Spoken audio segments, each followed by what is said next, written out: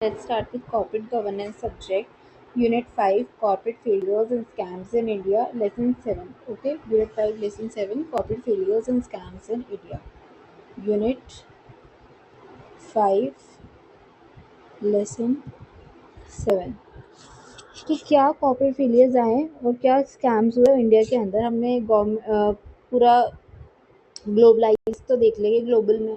Globally क्या scams आए थे. Now we will read about Indian scams. सबसे पहले और मोस्ट इम्पोर्टेंट और मोस्ट फेमस क्या है, Satyam computer service limited scam 2009, often termed as Indian Eran.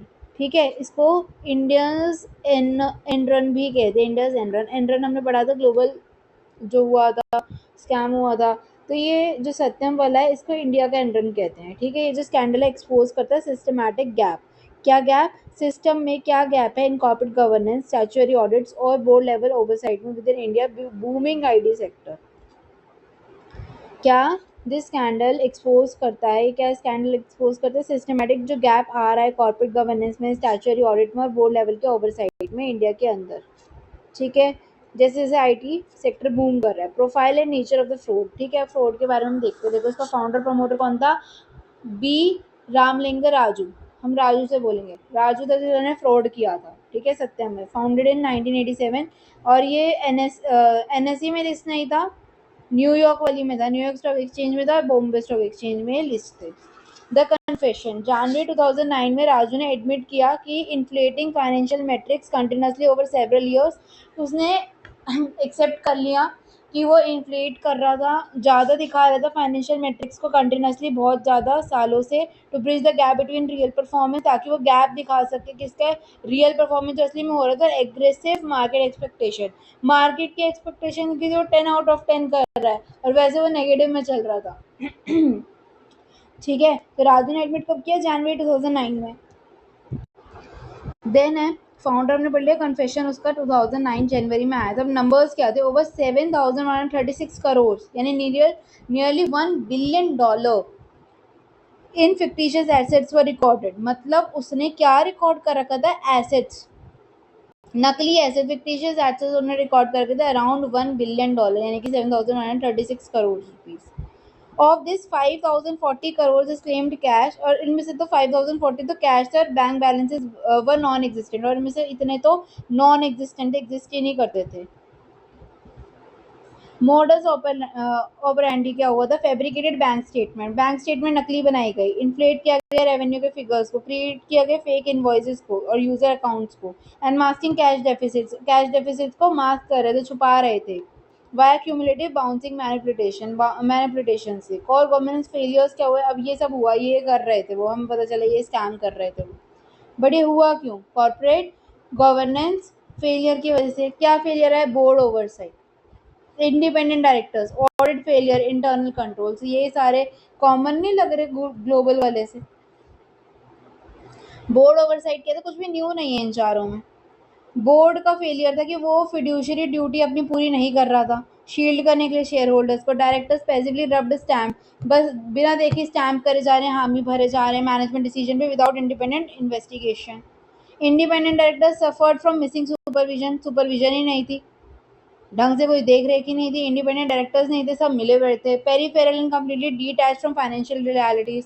Fail to challenge the promoters conflict, promoter के कॉन्फ्लिक्ट से कोई भी चैलेंज ही नहीं कर पा रहा कोई. Attempt to buy out promoters own infrastructure firm Maytas infra and Maytas properties using Satyam cash. Independent director की दिक्कत. ऑडिट फेलियर क्या था, स्टैट्यूटरी ऑडिटर था, कौन था, पीडब्ल्यूसी, price water house coopers, very famous पीडब्ल्यूसी, big four में जो आते हैं statutory auditors. Approved accounts blindly, इतने बिग फोर होने के बाद भी उन्होंने अकाउंट्स को ब्लाइंडली अप्रूव कर दिया without checking actual bank balances.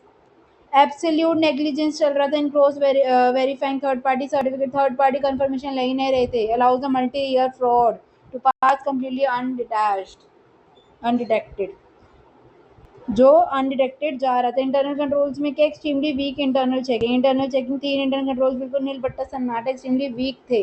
Accounting entries lacked independent authentication, लॉ ऑथेंटिकेट ही नहीं कर रहे थे, एंट्रीज एवं ही बस चेक ही नहीं हो रहा है, कुछ भी ऑडिट नहीं हो रहा है. फैसिलिटिंग अनहिंडर्ड रेवेन्यू इन्फ्लेशन, जिसकी वजह से कोई दिक्कत ही नहीं आ रही, मजे से अपना रेवेन्यू बढ़ाए जाओ, नकली दिखाए जाओ, फॉल्स लेजर क्रिएशन, ये सब दिक्कतें आ रही थी, ये सब फेलियर्स हो रहे थे। कंसिक्वेंस क्या हुआ अब इसका, फिर लीगल एक्शन रेमेडिएशन क्या हुआ इसका, देखो market shock, rapid wipe out of investor wealth, investor की वेल्थ गायब हो रही है ही नहीं उनके पास, उनके शेयर की मार्केट डाउन हो रही है, उनको इन्वेस्टर्स को दिक्कत हो रही है। Severally sustain India's international brand equity for corporate reliability in IT governments चली गई, सारी डूब गई, क्या रिलायबिलिटी, कॉर्पोरेट रिलायबिलिटी खत्म, आईटी गवर्नेंस खत्म, इंटरनेशनली एकदम स्ट्रेंड हो गई। स्टेट इंटरवेंशन मतलब safeguard employees and clients, safeguard करने के लिए एम्प्लॉयज को और क्लाइंट्स को, उधर जो काम कर रहे हैं उन लोगों को और जो क्लाइंट्स हैं उनको, गवर्नमेंट रिकॉन्स्टिट्यूटेड सत्यम बोर्ड, उन्होंने क्या बनाया, एक सत्यम बोर्ड बनाया जिसपे इसी केस के बारे में स्टडी हो रही थी। ट्रांसपेरेंट गवर्नमेंट लेड ऑक्शन किया गया, result in acquisition by tech Mahindra, मतलब उसको ऑक्शन कर दिया गया सत्यम को, ठीक है, और वो किसने एक्वायर किया, फिर टेक महिंद्रा ने एक्वायर किया उसको, saving it from structure collapse, ताकि वो पूरा कोलैप्स ना हो स्ट्रक्चरली, तो इसलिए टेक महिंद्रा ने उसको एक्वायर कर लिया। लीगल वर्डिक्ट है 2000, देखो स्कैम कब 2009 में आया, 6 साल बाद 2015 में क्या, special court found by Ramalinga Raju and associate guilty of the fraud, forgery and criminal breach of trust, क्या किया उसने, गिल्टी है फ्रॉड के लिए, फॉर्जरी चोरी के लिए, क्रिमिनल ब्रीच किया उसने ट्रस्ट का, इम्पोज 7 साल की जेल अलॉन्गसाइड सेवियर मॉनेटरी पेनल्टीज, और बहुत सारी मॉनेटरी पॉलिटिक्स के साथ उसको 7 साल की जेल हुई। ये हुआ सत्यम में। अब किंगफिशर एयरलाइंस, वेरी ये भी फेमस है, किंगफिशर में जो हुई थी दिक्कत, क्या हुई थी, text book study, financial over leverage, risk था बहुत ज़्यादा, ऑपरेशनल मिसमैनेजमेंट थी, lack of timely risk mitigation, risk ढंग से टाइमली पता नहीं चला, मिटिगेट नहीं हुआ, और अनबाउंड प्रमोटर्स डोमिनेंस, जो प्रमोटर थे उनकी डोमिनेंस चल रही थी, इंडिविजुअल की चल रही थी, लीडिंग टू टर्मिनल इंसॉल्वेंसी, इसकी वजह से धीरे धीरे इंसॉल्वेंसी आती गई। टाइम एंड स्ट्रक्चरल बैकग्राउंड क्या हुआ, Vijay Mallya, very famous for the fraud. Launched in 2005 by liquor baron Vijay Mallya UB Group का as a premium full service carrier. Acquired low cost budget carrier, उसने लो कॉस्ट बजट कैरियर ले लिया air Deccan से 2007 में, to rapidly capture global traffic, ताकि सस्ते सस्ते में वो फ्लाइट ले सके। क्रैश हुआ, फिर burden with mounting operational debt, crash हो गया, over 9,000 crore in unpaid liability, unpaid liability कितनी बन गई, 9,000 crore, and striking employees, its licence वो सस्पेंडेड बाय डीजीसीए, डीजीसीएनएस के जो एयरक्राफ्ट वगैरह का देखते हैं, उसने उसके लाइसेंस को सस्पेंड कर दिया अक्टूबर 2012 में। अब यहाँ पे गवर्नमेंट का क्या फेलियर हुआ कि responsible expenditure and over leverage, वो क्या लिए जा रहा था, लोन वगैरह लिए जाता है, रिस्क वगैरह इतने बढ़ गए थे, एक्सपैंड हो गया डेफिशिट कॉस्ट स्ट्रक्चर, कोई वो नहीं था, प्रमोटर हेजीमनी, प्रमोटर ही विजय माल्या ही सबका एब्सोल्यूट अनमॉनिटर्ड कमांड था उसका, non compliance and statutory defaults हो रहे थे। सबसे ज़्यादा इररेस्पॉन्सिबल एक्सप्रेशन के लिए एक्विजिशन था एयर डेकन का, board conflicting operational structure, cost based together, causing massive capital strain, extreme reliance on short-term debt to fund heavy long-term capital asset, created permanent liquidity mismatches, deficit cost structure कैसे, uncontrolled high overheads आ रहे थे जो कि control ही नहीं करे जा रहे थे, फ्यूल वल्नरेबिलिटी होती है प्रीमियम एमिनिटीज के लिए, एक्सपेंसिव लीजेस, लीज पे जा रहे थे expense, combined with minimal basic revenue yields, ठीक है, डे टू डे एक्सपेंस जो होता है वो चेकअप कराना पड़ता है, चेक कराना पड़ता है, जो promoters hegemony and board compliance with Vijay Mallya held absolute unmonitored command. Board stuffed with close confident, never challenge executive debt fuel expansion, किसी ने भी चैलेंज नहीं किया उसको कि भाई इतना डेट बढ़ रहा है, इतना एक्सपेंशन कर रहे हो तुम फ्यूल का, not did question the extraction, कोई किसी ने क्वेश्चन नहीं किया, किसी का क्वेश्चनिंग माइंड नहीं आया, corporate asset for the luxury lifestyle marketing. Non compliance क्या हुआ, क्रॉनिक डिफॉल्ट हुआ स्टैट्यूटरी ऑब्लिगेशन में, including non payment of employ provident fund, provident fund ही नहीं दे रहे थे एम्प्लॉइज को, इनकम टैक्स नहीं भर रहे थे, एयरपोर्ट फ्यूल वेंडर्स को ड्यूज था। इसमें अब क्या हुआ, इंस्टीट्यूशनल बैंकिंग लैप्सेस क्या हुआ, लेंडर लैक्सिटी, मतलब कंसोर्टियम ऑफ पीएसबी यानी कि public sector bank led by SBI continuously extended credit lines, जो उसके लिए विजय माल्या के लिए वो कंटिन्यूसली एक्सटेंड कर रहे थे क्रेडिट लाइन को कि चलो 1 साल बाद दे देना, 2 साल बाद दे देना, 3 साल बाद दे देना, रिस्ट्रक्चर्ड बैड डेट जिसके वजह से बैड डेट बढ़ गए, एक्सेप्ट किया वी कॉर्पोरेट ब्रांड गारंटीज को without conducting risk collateral evaluation, collateral evaluation की नहीं है, एमए कोलेटरल रख लिया है, cash flow stress intelligence, regulatory delays, जो रेगुलेटर्स थे जैसे एयरक्राफ्ट का जो आरबीआई पैसों मतलब वही आरबीआई और डीसीसी है, उन्होंने डिलेड प्यूनिटिव इन्फोर्समेंट, उन्होंने ढंग से इन्फोर्स ही नहीं किया एक्शन, कॉन्टेक्ट स्ट्रक्चर इंसॉल्वेंसी दिखाई दी सही में, तब तो कुछ वैसे ध्यान ही नहीं दिया। करंट स्टेटस क्या है, Vijay Mallya filed to the UK, ठीक है, fled to the UK, sorry fine, fled to the UK, UK चले गए थे वो, मतलब यूके उन्होंने अपना देश छोड़ दिया, यूके चले गए। 2016 में Indian agencies declared him a fugitive economic offender, जो बाहर भाग जाते हैं उसके बाहर, क्योंकि फिर इंडिया के बाहर उनको चलती नहीं है इंडिया वालों की, तो इसलिए वो यूके चले गए ताकि उनको कोई अरेस्ट ना कर पाए। विद एक्स्ट्राऑर्डिनरी प्रोसीडिंग्स ऑनगोइंग, अभी भी प्रोसीडिंग जो वो चल ही रही हैं उनकी। Bank suffered multi billion dollar right of, ठीक है, बैंक को भी मल्टी बिलियन डॉलर्स का क्या हुआ, नुकसान हो गया। Sparking structural non performing asset NPA बन गए उसके, crisis across public sector lending network, और जो फिर शेयर होल्डर्स का हुआ वो हुआ। पंजाब नेशनल बैंक ईस्ट में क्या होता है, 2018 की अभी की बात है ये तो, कि India largest banking operational fraud हुआ था, exposing structural defects internal technician control में, डिफेक्ट्स आए, severe employ promoter collusion and total breakdown of concurrent audit mechanism. Audit mechanism भी क्या हुआ, ब्रेकडाउन हो गया। प्रोफाइल एंड फ्रॉड मैकेनिज्म देखो क्या हुआ। नीरव मोदी सुना होगा, पीएनबी के लिए नीरव मोदी, मेहुल चौकसी तो फिर खैर मतलब कम सुना होगा, पर नीरव मोदी तो आई थिंक हैव ऑल। तो डायमंड मर्चेंट जो थे, नीरव मोदी और Mehul Choksi, Gitanjali gems, in active collusion with a handful of rogue mid-level PNB employees at the Brady House branch Mumbai, मिलके क्या किया। की प्रिपरेटर्स कौन थे, नीरव मोदी और मेहुल चौकसी जो कि डायमंड मर्चेंट थे, और किसके साथ मिलके, handful of rogue mid level PNB employees, जो मिड लेवल के पीएनबी एम्प्लॉयज थे उनके साथ मिलके किया। कितना, 11,400 करोड़ का, approx 1.8 billion dollar swindled via unauthorise line of credit, उन्होंने ले लिया अनऑथराइज तरीके से क्रेडिट ले लिया। टूल के साथ लेटर्स ऑफ एलओयू लेके, लेटर्स ऑफ अंडरटेकिंग लेके, कैसे, शॉर्ट टर्म क्रेडिट गारंटी होती है, ठीक है, issued by an importing client domestic bank को to overseas branches of the other Indian bank to release the SWIFT cash for the trade payment. Trade payment के लिए LOU लिया जाता है, जो डोमेस्टिक बैंकर होता है वो देता है ओवरसीज ब्रांचेस को, ठीक है। तो मान लो कि जैसे यहाँ पे पीएनबी की बात कर रहे थे, जो इंडियन पीएनबी था वो बाहर जो ओवरसीज में पीएनबी है उसको एलओयू दे रहा है ट्रेड पेमेंट के लिए, तो वो एलओयू था, उसमें टूल था, इसकी वजह से एलओयू की वजह से डिफॉल्ट हुआ। क्या हुआ उसमें, सिस्टमेटिक गैप क्या है, स्विफ्ट सीबीएसडी कपलिंग, मतलब रोज ऑफिशियल्स जो थे send financial messages via global Swift network, Swift network को यूज करके उन्होंने मैसेज भेजा without logging the transaction into PNB core banking system, जिसे सीबीएस में ना आए। मतलब एक तरीके से टेक्निकल आईटी सेक्टर का वो डिफॉल्ट हो रखा है। This kept billions in financial liabilities hidden from central management, central management को पता ही नहीं चल रहा है कि भाई लायबिलिटी भेजी गई है, पैसे उधर भेजे गए हैं, मैसेज किसको चला गया, स्विफ्ट के थ्रू, पीएनबी को बैंकिंग सिस्टम को पता भी नहीं चला है। From central bank and audit loops for nearly 7 years, 7 साल तक ऑडिट लूप हजारा। कोलेटरल एंड क्रेडिट ब्रीचेस क्या हुए, LOU were granted sequentially without obtaining authorised credit approvals, authorise तो कुछ भी नहीं था। Margin requirement, physical asset collateral, old LOU जो पुराने एलओयू थे ना उनको rolled over into fresh once to defer payment, defer करने के लिए पेमेंट को जो पुराने वाले थे उन्हीं को फ्रेश वन में कन्वर्ट कर दिया।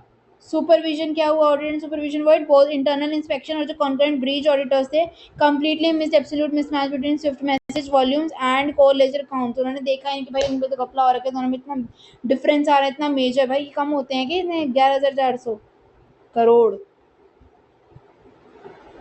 And core ledger accounts management paid no attention to early warning signal, जो पहले अर्ली वार्निंग सिग्नल से उनको कोई ध्यान ही नहीं दिया गया। आरबीआई की भी ओवरसाइट गैप हो गई, क्या, despite issuing board circulars on cyber reconciliation, cyber reconciliation पे उन्होंने ऑलरेडी सर्कुलर्स भेज दिए थे, फिर भी आरबीआई ने fail to enforce the mandatory software integration across public sector unit allowing the technical blind spot, जिसकी वजह से टेक्निकली ब्लाइंड स्पॉट आके टेक्निकली वही फेलियर हो रहा था to be actively exploited. Aftermath and institutional, बाद में क्या हुआ, financial blow down, PNB suffered catastrophic financial loss, उसको बहुत ज़्यादा लॉस हुआ, causing stock prices to plummet and diminishing public trust in national banking structure, national banking structure पर विश्वास उठ गया। नीरव मोदी और मेहुल चौकसी वही फ्लैट द कंट्री, बाहर चले गए, वो legal extradition battles remain active, अभी भी एक्टिव है, वो दोनों भी उड़ गए। आरबीआई मैंडेटेड करेक्टिव रिफॉर्म, अब उसके बाद आरबीआई मैंडेट किया उसने करेक्टिव रिफॉर्म का, एब्सोल्यूट स्विफ्ट सीबीएस इंटीग्रेशन रहेगा। क्या, ban on processing any unlinked outbound financial message का बैन हो गया। क्या बैन किया उन्होंने, प्रोसेस कोई भी अनलिंक्ड जो लिंक नहीं होगा आउटबाउंड फाइनेंशियल मैसेज उसको बैन कर दिया गया। वायलेशन ऑफ एलओयू भी बंद कर दिया। RBI completely discontinued the issuance of value for trade credits to eliminate system vulnerability, और टाइटर कर दिया ट्रेड कंट्रोल को। strict limit placed on overseas branch disbursement paired with mandatory multi-tier approval path. multi-tier है तो तभी के मतलब कि levels में क्या करो तुम approval low for trade financial instrument. तो हम क्विक रिवीजन क्या है इसमें देखो क्या क्या हुआ है। सबसे पहले सत्यम में 7036 क्रेडिट फिक्टिशियस एसेट लिया था, फिक्टिशियस अकाउंट बने थे। ऑडिटर कौन था? पीडब्ल्यूसी, उसकी देख रेख में भी गलती हो गई। इनैक्टमेंट किसका? 2013 कंपनीज एक्ट का मैंडेटरी ऑडिट रोटेशन। ठीक है, मैंडेटरी ऑडिट ऑपरेशन होगा। पीडब्ल्यूसी ने जो खबर लगी है वही चल रहा था 12 से। किंगफिशर में क्या हुआ? 9000 क्रेडिट प्लस करोड़ का डेट डिफॉल्ट हुआ। Aggressive over leveraging and lender indulgence, tightening of IBC provisions and fugitive economic offenders act. और पीएनबी में 11,400 करोड़ का स्विफ्ट एक्सप्लॉइट हुआ। No SWIFT CBS integration audit failure था। Complete ban on LOU mandatory integration of banking channels. इसमें अगर हम इतने से में अगर हम एमसीक्यूज लेते what is the primary issue of the core of Satyam computer service limited scandal क्या होता है? फाइनेंशियल स्टेटमेंट का फ्रॉड हुआ था उसमें, तो वो हाइप कर रहे थे फाइनेंशियल स्टेटमेंट को। Prominent figure founder CEO of the Kingfisher कौन था? विजय माल्या। पीएनबी में involve fraudulent transaction facilitated through which banking mechanism क्या होता है? एलओयू लेटर्स ऑफ अंडरटेकिंग और transmitted by Swift unlinked, linked नहीं था किसके? सीबीएस के कोर बैंकिंग स्टेटमेंट के। उसके बाद है system explain the technical vulnerability that led to PNB heist. PNB कैसे हुआ? क्या हुआ था? Core vulnerability with the absolute lack of integration between Swift messaging infrastructure or core banking system. Swift was utilized to transmit legally binding financial commitment message LOU के foreign banks को दे दिया, जिसने disburse कर दिया फंड को to the fraudster accounts because these transactions were never keyed into internal CVS system. Multi-core liabilities remained hidden from standard automatic balancing check. उसके बाद क्या हुआ? Concurrent internal auditors और senior executive for several years तक पता ही नहीं चला था। उसके बाद long term question, long marks का क्वेश्चन यहाँ पे क्या है? Long question differentiate between governance failure Satyam में और किंगफिशर में क्या हुआ था? देखो, सत्यम कंप्यूटर सर्विस में primary focus on accounting manipulation deceptive compliance. promoters fabricated cash below balances worth 5040 crores. Structural failure were driven by passive independent directors who failed question management and corrupt negligence statutory auditor PwC who certified false bank statements. और Kingfisher में क्या होता है? Primary failure the operational strategy. ठीक है, aggressive business over leverage आ गया था। आंशिक promoters dominance, business models were highly flawed and company relied heavily on excessive debt. Governance labs lays on the board's inability to check Vijay Mallya's high risk commercial expansion, जैसे air Deccan का acquisition किया उसने, और contents defaults on employee statutory dues. की takeaways क्या है? System was failure, financial truthfulness, while Kingfisher का कहता है risk management and commercial viability. Both emphasise vital need of active independent board level oversight. ठीक है, उसके बाद नेक्स्ट आता है आपका IL&FS group crisis infrastructure leasing and financial services. इसमें क्या होता है? इंफ्रास्ट्रक्चर लीजिंग, इंफ्रास्ट्रक्चर को लीज पे देना, फाइनेंशियल सर्विसेज देना। ठीक है, वो कोलैप्स कब हुई? सितंबर 2018 में। Standard one of the most significant corporate governance failures in India. ठीक है, सिग्निफिकेंट कॉर्पोरेट जिसको कम पता है इसके बारे में, लोगों को ज़्यादा नहीं पता है कि with massive debt overhang 91,000 crore यानी $12 बिलियन। इस default sent systematic shock waves across India's financial architecture. बहुत शॉक थे कि particularly affecting non banking financial company जो एनबीएफसी होती है उसके लिए, शेडो बैंकिंग सेक्टर। बैकग्राउंड क्या होता है इसका देखते पहले देखो, 91,000 करोड़ का हुआ यानी अप्रोक्स $12 बिलियन का। क्या हुआ? एनबीएफसी के लिए एक पर्टिकुलरली अफेक्ट किया बहुत ज्यादा और सिग्निफिकेंट था, इंडिया को शॉक वेज आ गए थे। क्या बैकग्राउंड क्या? देखो, ये जो आईएल है, IL&FS ग्रुप क्राइसिस में क्या होता है? Establish in 1987, central financial institution है आरबीआई, यूटीआई और एचडीएफसी ने मिलकर। IL&FS operated through a highly complex web of approximately 347 subsidies. देखो, सब्सिडीज कितनी थी? 347 सब्सिडीज, एसोसिएट्स और जॉइंट वेंचर्स। इट फंक्शन है systematic shadow bank. Shadow bank की तरह काम करता है। Borrowing short term market fund क्या देता है? शॉर्ट टर्म मार्केट फंड देता था to invest in long term liquidate infrastructure asset, जैसे रोड, पावर, वाटर, इन सब में इन्वेस्ट कर सके, तो वो बोरो करते थे। Short term market fund invest करने के लिए लॉन्ग टर्म में। अब कोर फैक्टर क्या हुआ? Excessive leverage and structural financial mismatch, मतलब ALM एसेट लाइबिलिटी मिसमैच हो गई थी। मतलब the group raise short term debt. ठीक है, ग्रुप ने क्या किया? एक शॉर्ट टर्म डेट रेज किया, उसको शॉर्ट टर्म लिया किससे? Commercial papers, non convertible debentures, ये सब ले लिए to fund long gestation low liquidity infrastructure projects. जब short term credit dried up, short term credit जब चला गया, खत्म हो गया, तो फिर उसके बाद उसको इमीडिएट रोल ओवर क्राइसिस हो गया, उसके पास पैसे ही नहीं थे। हाई कॉस्ट ऑफ फाइनेंसिंग क्या हुआ? Borrowing cost chronically exceed actual investment return from long term asset causing capital erosion. जो बोरोइंग कॉस्ट था वो क्रॉनिकली एक्सीड कर गया, ज़्यादा बढ़ गया एक्चुअल इन्वेस्टमेंट्स रिटर्न से, यानी रिटर्न कम आए और कॉस्ट हमारी ज़्यादा पड़ गई लॉन्ग टर्म एसेट की, causing capital erosion, capital Eros हो रहा था, हमें एक्स्ट्रा अपने जेब से देना पड़ रहा था। Non performing asset major infrastructure project थे, उसकी वजह से क्या हुआ, कॉस्ट ओवररन कर गया, रेगुलेटरी डिलेज हो गए जो कि आउटराइट अनवायबल बन गया, जिसकी वजह से एसेट नॉन परफॉर्मिंग बन गए, ये दिक्कत आ गई। उसके बाद board room failure offside labs क्या हो गया, renowned but ineffective board, despite featuring respective corporate figures, बहुत अच्छे अच्छे कॉर्पोरेट फिगर्स थे, लेकिन फिर भी board completely fail to execute score monitoring and strategic oversight dues, वो फेल कर गया अपने फंक्शन के लिए। कॉम्प्रोमाइज इंडिपेंडेंट डायरेक्टर, मतलब वही खाली पेपर पे इंडिपेंडेंट थे, वो इंडिपेंडेंट डायरेक्टर्स प्रेजेंट थे, लेकिन इन प्रैक्टिस बहुत सारे एक्स गवर्नमेंट ऑफिशियल्स थे जो रूटीनली रबर स्टैम्प कर देते, बस देखा नहीं, बस थप्पे मारते जाओ, aggressive plans rather than voicing constructive dissent, कोई मना ही नहीं करता किसी बात पर, बस होते जाओ करते जाओ बिना देखे। Several lack of operational responsibility by executive leadership, ignore critical risk warnings, जो लीडरशिप थे एग्जीक्यूटिव से, उन्होंने रिस्क वार्निंग को क्या किया, इग्नोर कर दिया regarding deteriorating liquidity buffers and escalating leverage ratios. Financial irregularities, deficit, risk controls and audit gap, मतलब इम्प्रॉपर रोल ओवर ट्रांजेक्शन।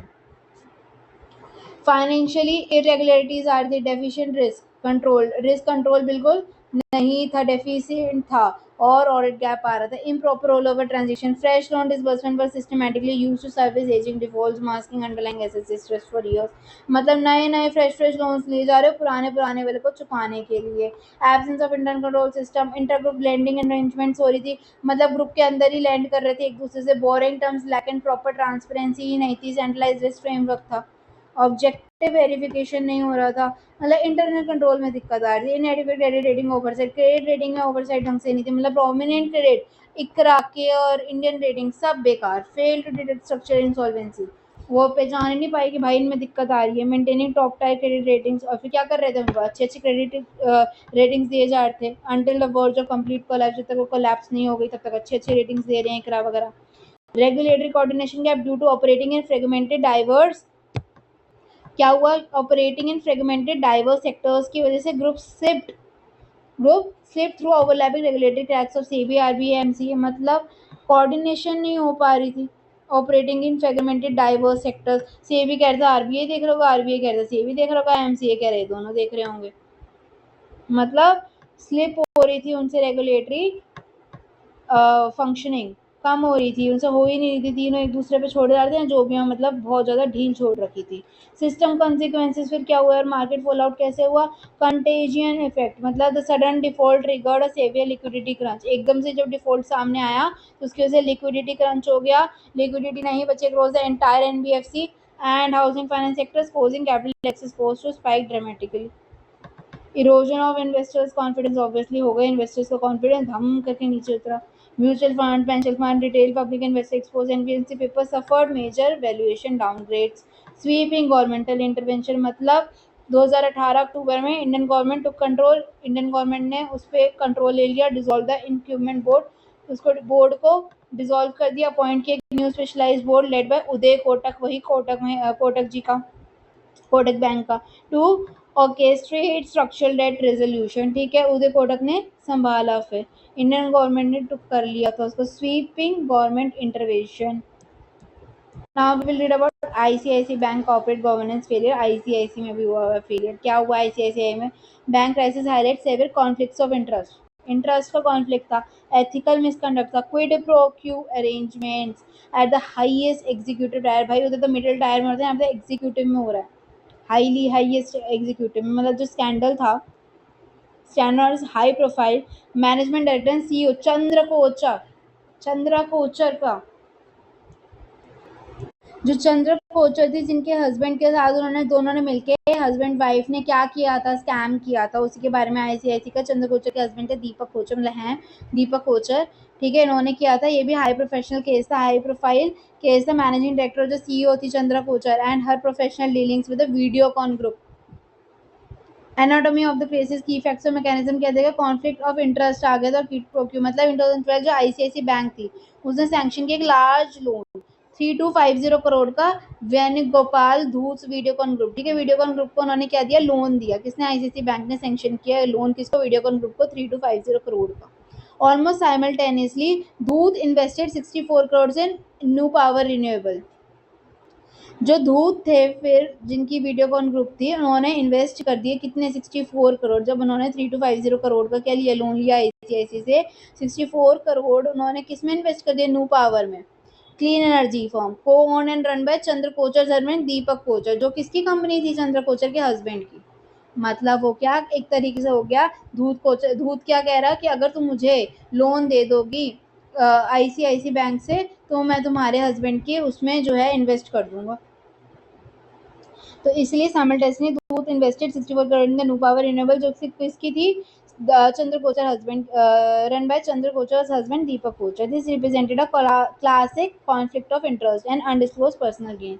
एक तरीके से पर्सनल गेन ही हो रहा है चंद्र कोचर को। फेलियर क्या हुआ रेस्क्यू करने में, क्योंकि सीईओ की as a CEO Chandra Kochhar actively headed and participated in the credit committee that evaluated and approved the Videocon credit facility, क्योंकि वो सीईओ थी तो इसके बाद मानी जाएगी, तो इसलिए अप्रूव भी हो गया। Rather than recusing herself to maintain objectivity neutrality, वो उसने न्यूट्रलिटी नहीं रखी, उस ऑब्जेक्टिविटी नहीं रखी। क्या हुआ, उसने सैंक्शन कर दिया loan lapses in risk and credit evaluation. अब उसने बिना देखे जब उसको लोन को दे दिया, the credit committee completely overlook basic debt service capabilities. तो उसने जो क्रेडिट कमेटी थी उसने ओवरलुक किया, देखा ही नहीं बेसिक डेट सर्विस कैपेबिलिटी को कि वो दे पाएंगे नहीं दे पाएंगे वापस। A large portion of Videocon loan subsequently turn into a non performing asset, और उसके बाद लार्ज पोर्शन, पूरा तो नहीं खैर, पर लार्ज पोर्शन जो था वीडियोकॉन लोन का वो एनपीए बन गया, वो दे ही नहीं पाते, causing significant financial distress to the bank, जिसकी वजह से बैंक को बहुत नुकसान हुआ। जब बोर्ड की भी oversight failure, delayed action. Initially जो बोर्ड ऑफ डायरेक्टर्स थे ब्लाइंडली डिफेंडेड द सीईओ, उन्होंने डिफेंड किया सीईओ को, नहीं भाई सीईओ ऐसे नहीं करेगी, हमने सबको देख पर रख के किया। इशूइंग प्रेस स्टेटमेंट, जो प्रेस के स्टेटमेंट से उनको दबा रहे थे, डिनाई कर रहे थे कि रॉन्ग डूइंग कुछ नहीं हुई है। Without conducting an independent thorough inquiry, बिना इंक्वायरी करे वो बस दबाए जा रहे थे बात को। Sustain public media and regulatory pressure eventually force them to act. फिर उसके बाद जो एकदम प्रेशर आया, फिर उसके बाद उन्होंने एक्ट किया। Critically control and structure deficiency, क्या, weak internal whistle blower protection, बीच में किसी ने बोला ही नहीं, कोई विसल ब्लोअर बना ही नहीं। Early internal warnings, employ complaints regarding credit irregularities व सिस्टमेटिकली इग्नोर, उनको इग्नोर कर दिया गया। Dismiss without proper security scrutiny, बिना स्क्रूटिनी के। Lack of external audit scrutiny, भाई एक्सटर्नल ऑडिटर्स भी तो आते हैं, उन्होंने भी कुछ नहीं बोला। ठीक है, statutory external auditors completely fail to highlight और red flag material related party transaction, ये रिलेटेड पार्टी ट्रांजेक्शन था, उसको रेड फ्लैग किया ही नहीं। And structural conflicts of interest, lack of ethical tone at the top, मतलब ब्लरिंग ऑफ पर्सनल, अपनी personal चीजों को ब्लर कर देना चाहिए, पर उसने की नहीं। Blurring of personal professional interest by the top executive leadership, severely compromise the bank's operating operational integrity, जिसकी वजह से क्या कंप्रोमाइज हुआ, integrity. Regulatory actions consequences and reform क्या है फिर उसकी वजह से। Justice B N Shri Krishna committee बनी and independent inquiry concluded that Chandra Kochhar had expressly violated the bank's internal code. जिस कमेटी ने क्या निकाला कंक्लूजन की, इंडिपेंडेंट इंक्वायरी ने ये कंक्लूड किया कि चंद्र कोचर जो है उसने वायलेट किया bank करप्सी internal code of conduct, और फेल किया ही मैनेज करने के लिए कॉन्फ्लिक्ट डिस्क्लोजर, उसने डिस्क्लोज नहीं किया ये बात को। और bank subsequently treat her exit as termination for close, terminate कर दिया उसको, clawing back bonuses and stock options. Enforcement action क्या हुआ, agencies like CBI, enforcement directorate and SEBI initiated criminal cases for fraud, corruption and money laundering. उस पे cases भी हुए, किसके, सीबीआई, ईडी और सेबी ने केसेस करे फ्रॉड के, करप्शन कर, मनी लॉन्ड्रिंग के, चंद्र कोचर और दीपक पे। स्ट्रक्चरल रिफॉर्म्स क्या है, SCC bank comprehensively revamped its lending compliance framework, उसने वापस से रीवैम्प किया अपना, क्या किया, वैम्प किया वापस से लैंडिंग कंप्लायंस फ्रेमवर्क को। Integrated strict internal related party transaction tracking and enhance its credit risk evaluation architecture. ठीक है, येस बैंक का आएगा उसके बाद आपका येस बैंक गवर्नेंस एफिशिएंसीज। अभी हमने कौन कौन से पढ़े, सत्यम पढ़ा, किंगफिशर पढ़ा, पीएनबी पढ़ा, आईएलएफएस पढ़ा, आईसीसी पढ़ा। Now we are on Yes bank, this is your last candle. उसके बाद हम कॉमन गवर्नेंस प्रॉब्लम पढ़ेंगे कि हमने से पहले कॉमनैलिटीज पढ़ी थी बाहर ग्लोबली, अब हम कॉमनैलिटीज पढ़ेंगे इंडिया में क्या आई और बाहर क्या आई, दोनों को मिला के। तो पहले अब येस बैंक लास्ट वाला, येस बैंक क्राइसिस क्या हुआ था 2019 लेट में पीक किया था और अर्ली 2020 में जो टेक्स्ट बुक एग्जाम्पल में अनब्राइबल्ड aggressive loan growth, unbridled aggressive loan growth, poor credit risk assessment, deliberate underreporting of bad loans, championed by its co-founder and then CEO Rana Kapoor. Triggers क्या आई थी, faulty lending and risk practices. Lending faulty थी और risk practices गलत थे, और board और disclosure failure भी था। मतलब high risk sector concentration. Massive loan exposure was concentrated in distressed high risk sectors including real estate, media and yes bank ने क्या किया, बहुत ज़्यादा लोन दे दिया। किसको? रिस्क जहाँ पे ज़्यादा होता है, कि जहाँ पे हमें लोन तो दे दिया लेकिन पैसे मिलने की हमें रिस्क रहता है, मतलब पैसे नहीं मिल पाते, उधर फंस जाते हैं पैसे, वहाँ पर उसने कंसंट्रेट ज़्यादा कर दिया लोन। कहाँ पे? जैसे कि रियल एस्टेट में, मीडिया में, इंफ्रास्ट्रक्चर में, वहाँ जगह पे। Credit disbursal to weak borrowers, मतलब हमने क्रेडिट किसको दे दी? जो वीक बोरोअर्स हैं उनको। Massive credit lines were repeatedly extended to stressed corporate groups that had already been rejected, जिनको पहले से रिजेक्ट कर दिया था कि हम इनको लोन नहीं दे सकते, उनको हमने क्या दे दिया? रिजेक्ट कर दिया था। किसने? अदर कमर्शियल बैंक्स ने उनको क्या दे दिया? लोन दे दिया वीक बोरोअर्स को। फी इनकम ड्रिवन मॉडल, मतलब management prioritise upfront processing fees. Management ने प्रायोरिटाइज किसको कि हमें प्रोसेसिंग फीस मिल रही है, हम उनको लोन देंगे, जो भी प्रोसेस करेंगे उसकी हमें फीस मिल रही है, ताकि वो बूस्ट करे शॉर्ट टर्म अर्निंग को, कि हमें रेवेन्यू तो होगा किस चीज़ का? प्रोसेसिंग फीस का। पर वो ये नहीं देख रहे फिर हम जो लोन दे रहे हैं इतना बड़ा बड़ा, वो हमें वापस मिलेगा या नहीं। बोर्ड एंड डिस्क्लोजर फेलियर क्या हुआ? एनपीए डाइवर्जेंस एंड कम्यूफ्लेक क्या हुआ? There was a severe chronic mismatch between bad loan reported by the bank और those detected during the RBI inspection. मान लो आरबीआई की इंस्पेक्शन पे इतना ज़्यादा निकला, जो एकदम मिसमैच कर रहा था, क्रोनिक मिसमैच कर रहा था, जो एक्चुअली में रिपोर्ट किया गया था एनपीए को, उससे। Complete absence of board control, board control बिल्कुल एब्सेंट था ही नहीं। Board of directors was highly dominated by the executive promoter, जो प्रमोटर थे वो उसको लीड कर रहे थे। बोर्ड ऑफ डायरेक्टर्स किसकी हुकूमत कर रहे थे? प्रमोटर की। Entirely lacking the power of the independence to reject risky credit proposal, जो फिर इसलिए वो क्या नहीं कर पाए? अपनी पावर लैक कर गए, उन्होंने मना नहीं किया, रिजेक्ट नहीं किया रिस्की क्रेडिट प्रपोजल्स के लिए। इग्नोरिंग ऑडिट वार्निंग्स को भी इग्नोर किया। अर्ली वार्निंग साइंस जो थे स्टैट्यूटरी कंप्लायंस ऑडिट के, उनको इग्नोर करके until liquidity completely dried up. बाद में याद आता है सबको। रेगुलेटरी इंटरवेंशन किया by March 2020, facing massive run on the deposit and completely collapse investor trust. जब इन्वेस्टर ट्रस्ट एकदम खत्म हो गया, आरबीआई ने सस्पेंड किया इस बैंक की बोर्ड को। येस बैंक का जो बोर्ड था उसको क्या कर दिया? सस्पेंड कर दिया। Impose temporary withdrawal moratorium and engineered 10,000 crore bailout package spearheaded by the SBI and consortium of domestic financial institution. Summary क्या लेंगे हम? Core lesson across all the three crisis. हमने ये लिए risk management, board autonomy, conflict policy और supervision. क्या है देखो, financial institution must build independent asset liability management system, उसको एक एएल मैनेजमेंट सिस्टम बनाना चाहिए। Implement strict concentration caps, complete decouple risk compliance functions from the business development targets. Independent directors must possess relevant dominance, है ना, independent directors को head करना चाहिए, domain dominance करना चाहिए। Actively challenge executive management decision, ensure all the board person proceedings are transparently recorded, उन सबको board room के प्रोसीडिंग्स को रिकॉर्ड किया जाए। कॉन्फ्लिक्ट पॉलिसी, अगर organisation must implement absolute disclosure mandate, कि डिस्क्लोजर करना ही पड़ेगा। Clear definition the related party की, absolute recusal of interested executives from evaluating the voting और ट्रांजेक्शन। और सुपरविजन रखो, रेगुलेटर्स जो आरबीआई और सेबी जो डील छोड़ देते हैं उनको प्रोएक्टिवली ट्रैक करना चाहिए स्ट्रक्चरल डाइवर्जेंस मैट्रिक्स को। इंश्योर करता है ये strict macro prudential oversight and penalise करो फिर उसके बाद कंटिन्यूस रिपोर्टिंग नॉन कंप्लायंस। अगर नॉन कंप्लायंस नहीं होता तो पहले ही पेनलाइज कर दो, ताकि बाद में जाके दिक्कत सबको ही ना हो। ठीक है। उसका exam oriented practice and question suit क्या है? What is the asset liability management mismatch, क्या होता है वो? और आईएलएनएफएस में उसका क्या लेना देना? तो जो एएलएम मिसमैच होता है वो कब होता है? जो financial institution asset maturity profile does not align with liability repayment schedule. IL&FS के साथ क्या होता है? जो कंपनी है उसने high volatile short term fund ले लिया था मैच्योरिंग 6 to 12 मंथ्स ले तो लिया, मतलब दे तो दिया शॉर्ट टर्म फंड्स को, पर from the commercial papers market and utilise them to financial long term. अब लेने के बाद उसको लॉन्ग टर्म में लगा दिया। अब लो लिक्विडिटी इंफ्रास्ट्रक्चर प्रोजेक्शन की वजह से 10-15 साल तक क्या हुआ था, उसको 10-15 साल लगे कैश फ्लो को जनरेट करने में। When the short term credit market locked up, ILFS was completely unable to roll over the short term debt leading to major systematic default. उसके बाद analyse the main corporate governance failures in ICIC में क्या हुआ था? Unmanaged conflict interest of the lack of disclosure. MD और CEO जो चंद्र कोचर थी sat on the credit committee that approved 3250 crore loan to Videocon, while her husband firm New Power received a reciprocal investment of 64 crore. Videocon promoter. This transaction was never disclosed to the board. Failure of the board of independence. जो board of directors थे उनको acted in a protective manner, prioritizing the bank's immediate reputation over the compliance by dismissing early whistleblowers complaints. जो whistleblowers complaint थे उनको ignore करा.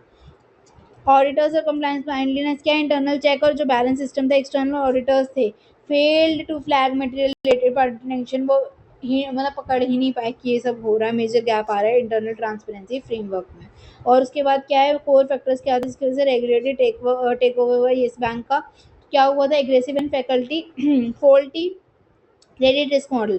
Bank aggressively lend capital to highly stressed corporate entities in real estate और infrastructure उनको देते गए जहाँ से पता था कि भाई उधर रिस्क ज़्यादा है फिर भी देते गए chronic NPA under reporting divergence management कंसर्नली मैन्युपुलेट किया बैलेंस शीट को उन्होंने कॉम्युनिकेट किया बैड लोन को बहुत ज़्यादा ही डिफरेंस था जो एक्चुअली रिपोर्ट किया था उससे जो एक्चुअली में RBI ऑडिट फाइंडिंग्स निकली उनसे promoter domination and weak board governance power heavily centralise की गई एग्जीक्यूटिव प्रमोटर ग्रुप को rendering independent directors completely ineffective जो इंडिपेंडेंट डायरेक्टर्स थे उनके हाथ में पावर ही नहीं दी गई checking high risk exposure this culminated in a major run on the customer deposit and forced an RBI backed institutional bailout. इसके बाद MCQs क्या है ILFS collapse in September 2018 involved total debt overhanging approximately 91,000 crore ILFS का 91,000 करोड़ था which independent committee investigate कौन सा था जो ICICI बैंक को देख रहा था Shri Krishna committee BN Shri Krishna committee और फिर उसके बाद Indian government to header ILFS को किसको दे दिया था उदय कोटक को दे दिया था NPA reporting by the bank management and the officials audit inspection findings is termed the NPA divergence ठीक है NPA की रिपोर्टिंग को कहते हैं NPA divergence जो आया था अगर आपको कंफ्यूजन होता है आप ये पढ़ सकते हो 1 पेज एग्जाम रिवीजन सी ताकि आपको एक ही झटके में जो है सारा रिवाइज भी हो जाएगा कुछ मतलब भूल रहे हो कंफ्यूजन ना रहे कि किसमें क्या था जैसे देखो ILFS ग्रुप में क्या था कि एक्सट्रीम एसेट लाइबिलिटी मैनेजमेंट की दिक्कत थी मिसमैच हो रहा था हाई बोरोइंग्स थी ठीक है अनवायबल इंफ्रास्ट्रक्चर प्रोजेक्ट था by 347 subsidiaries independent directors act as a passive rubber stamp failure of the credit rating agencies regulatory coordination gap across the shadow banking हो रही थी board dissolve by the government फिर क्या हुआ था board को dissolve कर दिया गया था गवर्नमेंट के द्वारा उदय कोटक को अपॉइंट किया गया था ताकि वो लीड कर सके सिस्टमैटिक एसेट डेट रिस्ट्रक्चरिंग को ICICI बैंक 2018-19 में क्या हुआ था high value credit faculty 3250 crore का ग्रांट कर दिया था वीडियोकॉन को turning into an NPA severe undisclosed conflict of interest quid pro quo personal enrichment total failure to rescue from the credit committee or Shri Justice Shri Krishna report executive exit treated as a termination with the course with clawbacks active ED और CBI prosecutions भी लगे थे yes bank में क्या होता है high risk lending focus heavily on stressed corporate sectors जहाँ पे मुश्किल था पैसा वापस आना कलेक्ट अपफ्रंट खाली ये कलेक्ट शॉर्ट टर्म रेवेन्यू के लिए प्रोसेसिंग फीस के लिए chronic intentional under reporting of the bad loans excessive promoter domination of execution board room affairs तो क्या किया गया बोर्ड सस्पेंड कर दिया गया बाय द RBI 10,000 करोड़ की बेल आउट पैकेज ली और SBI ने फाइनेंशियल इंस्टीट्यूशन कंसोर्टियम भी लगाया 5 keywords for high scoring answers that is asset liability management क्या होती है फंडिंग लोन रजिस्ट्रेशन एसेट्स ठीक है using volatile short term debt instruments right asset liability management मतलब कि हमारे पास एसेट कम है लायबिलिटी ज़्यादा हो गई है शॉर्ट टर्म डेट इंस्ट्रूमेंट से फंड करना लॉन्ग एसेट्स को क्विड प्रो क्यू क्या होता है mutual benefit arrangement where an executive grants corporate favours in return to personal investment अपने खुद के पर्सनल उसके लिए वो कंपनी का नुकसान करवा देते हैं that is a Kwid pro Q mutual benefit arrangement होता है जहाँ पे एग्जीक्यूटिव ग्रांट करते हैं कॉर्पोरेट फेवर्स NPA डाइवर्जेंस क्या होता है मैथमेटिकल वेरिएंस बैड डेट के बीच में जो बैंक मैनेजमेंट ने बोला है और वो और जो ऑडिट हुआ है उसकी शैडो बैंकिंग क्या होती है network of non banking financial intermediaries providing service similar to the traditional commercial bank ऐसी नॉन बैंकिंग फाइनेंशियल इंटरमीडिएरीज जो कमर्शियल बैंक जैसा ही काम करती है लेकिन फ्यूअर रेगुलेटरी रेस्ट्रिक्शंस के साथ क्लोबैक प्रोविजन क्या होता है internal compliance rule allowing an organisation to legally reclaim paid bonuses and financial incentives from an executive due to ethical misconduct clawback provision मतलब इंटरनल कंप्लायंस कर रहे रूल अलाउ करते हैं ऑर्गेनाइजेशन को कि वो लीगली रिक्लेम कर सके बोनसेस और फाइनेंशियल इंसेंटिव्स को from an executive due to ethical misconduct कि अगर उसने एथिकली कुछ भी गलत किया तो हम उसका जो भी बोनस वगैरह वो वापस ले लेंगे that is your clawback provision tip ये है कि जब आप लिख रहे हो लॉन्ग फॉर्म में केस स्टडीज वगैरह जब जैसे आपको किसी भी पर्टिकुलर के बारे में पूछ लिया सिलसिला फैक्ट ऑफ केस बताओगे फिर कॉर्पोरेट गवर्नेंस फेलियर्स की उसमें फिर क्या दिक्कत आई फिर उसको टेक अवे सबसे क्या सीख सकते हो, फिर उसके बाद हाईली स्पेसिफिक मतलब हाईलाइट करो स्पेसिफिक फाइनेंशियल डाटा 91,000 है, 3250 है, सिक्योर मैक्सिमम प्रेजेंटेशन मार्क्स, ठीक है। और यहाँ पे टेक अवेज मतलब वही आएगा फिर कि उनके साथ क्या हुआ लास्ट में कंक्लूजन, और फिर उससे हम क्या सीखे, ठीक है। अब इसके बाद देखो हमने बोला था कि हम जज कर मतलब वो देखेंगे और कंक्लूजन निकालेंगे कैसे कोर फेलियर हुआ पिलर्स के कॉर्पोरेट गवर्नेंस में 7 कोर सिस्टमैटिक वल्नरेबिलिटीज जिसकी वजह से ग्लोबली और डोमेस्टिकली ये कॉर्पोरेट कोलैप्सेस हो रहे हैं। सबसे पहले lack of transparency and disclosure, transparency नहीं रहती, कुछ भी आता पता नहीं होता, अंदर ही अंदर इंटरनली कुछ होता रहता है, डिस्क्लोज नहीं करते हैं बातों को। ओपेक एंड इनएडिक्वेट फाइनेंशियल रिपोर्टिंग होती है, कंपनीज डेलिबरेटली जानबूझ के क्या करती है फाइनेंशियल मेट्रिक्स को गलत दिखाती है। Employ aggressively structures to conceal real operational realities, employ को जानबूझ के बोला जाता है कि भाई कंसील करो, रियलिटी को छुपाओ, जिस वजह से सत्यम में क्या हुआ था, इंटरनल अकाउंटिंग कंट्रोल बोली थी completely assured investors of non existent financial robustness while hiding multi year asset deterioration. क्या छुपाया था कि एसेट जो धीरे धीरे डिट्रॉइट हो रहा है, छुपाया गया था, ठीक है। यहाँ पे लैक ऑफ ट्रांसपेरेंसी थी और डिस्क्लोजर था, ठीक है। तो control completely assured investors of non existence of financial robustness. Enron USA क्या होता है, compressed real debt liability. Enron में भी क्या हुआ था कि उसमें रियल जो हकीकत में डेट और लाइबिलिटी थी उसको कंप्रेस किया गया था, छुपाया गया था मेन बैलेंस शीट में, किसके थ्रू, एसपीई के थ्रू, है ना, स्पेशल पर्पस एंटिटीज के थ्रू। उसके बाद inadequate disclosures of conflict of interest, किसका डिस्क्लोज नहीं करते, कॉन्फ्लिक्ट ऑफ इंटरेस्ट का। येस बैंक के अंदर राणा कपूर में क्रिटिकली लेंडिंग मैट्रिक्स पर approved without reporting several inner circles personal conflict of interest generating immense questionable loan assets. Conflict of interest बताते ही है ये, जैसे एस एसेट्स में वही कि क्या कर रहे हैं इनर सर्कल्स में पर्सनल कॉन्फ्लिक्ट में ही है, तब भी विदाउट रिपोर्टिंग अप्रूव कर दिया गया, जनरेट किया immense questionable loan asset. Undisclosed dual arrangements create inherent strategic bias. Weak board oversight, board oversight ही नहीं होती है, बोर्ड देखते नहीं है, सुपरवाइज ही नहीं करता ढंग से of the management. Board frequently acts as rubber stamp leaving operational manoeuvring completely unmonitored, monitor ही नहीं करता, देखते नहीं, जैसे किंगफिशर में management initiated reckless systematic expansion and complex financial engineering completely unmonitored by its internal board. Kingfisher में क्या हुआ था, बढ़ाता गया, एक्सपैंड करता गया कॉम्प्लेक्स फाइनेंशियल इंजीनियरिंग को कम्प्लीटली, और उसने अनमॉनिटर था, इंटरनल बोर्ड ने अनमॉनिटर छोड़ दिया, देखा ही नहीं कि भाई आगे हमें दिक्कत आएगी, ये आएगा वो आएगा, ये हमारे पास फंड नहीं है। आईएलएसएफएस में क्या हुआ था, board structure chronically underplayed escalating operational risk exposure highly volatile macro policies.